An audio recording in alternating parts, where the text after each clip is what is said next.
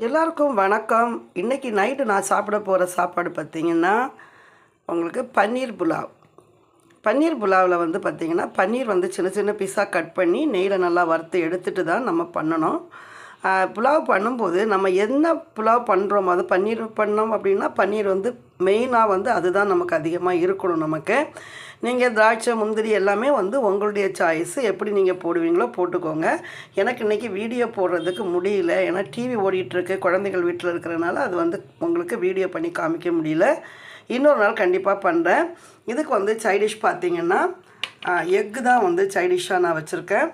கம்மியாக சாப்பிட்டாலுமே நம்ம வந்து ஹெல்த்தியாக சாப்பிட்ணும், ரொம்ப சத்தாக சாப்பிட்ணும். அது அப்படின்றதில் வந்து நான் ரொம்ப ஒரு கவனம் எடுத்துக்கிறது உண்டு.